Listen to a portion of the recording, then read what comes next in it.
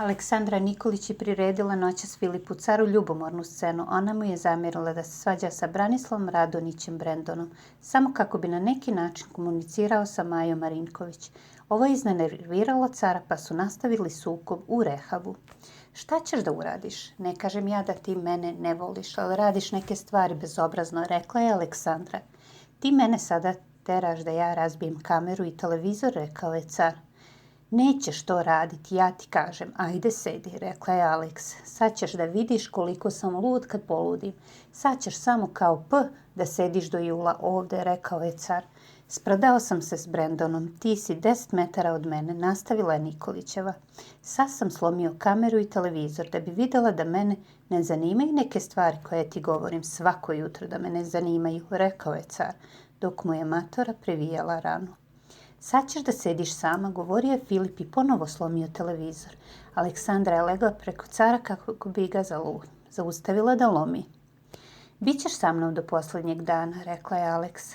Pošto se ovako mangupiraš, joj, kako ti mene, nije trebalo da te priznam, nastavio je car. Nemate problem, svađate se bez problema, volite se, ubacila se matora. Šta ti znači to, pitala je Nikolićeva. Aco, ovo je bilo bez veze, govorila je matora. Sad ću ja da odem kući, a sad ću da budem u kući, rekao je car. Šta sam ja tebi uradila, pitala je Aleks. Cela soba je rekla ne, Maja je rekla da, naložila te, govorila je Tomićeva. Vi ne znate da mene boli zaljubio sebe, nije trebalo, rekao je car. Veruj mi da ja znam, ubacio se Zvezdan.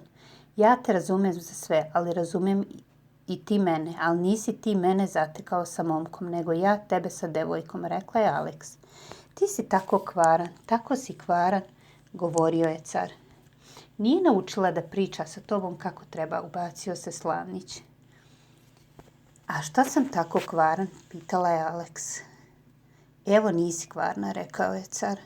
S obzirom na to da je uništavanje imovine na imanju strogo zabranjeno, ostaje nam da vidimo da li će veliki šef diskvalifikovati cara zbog ovakvog ponašanja.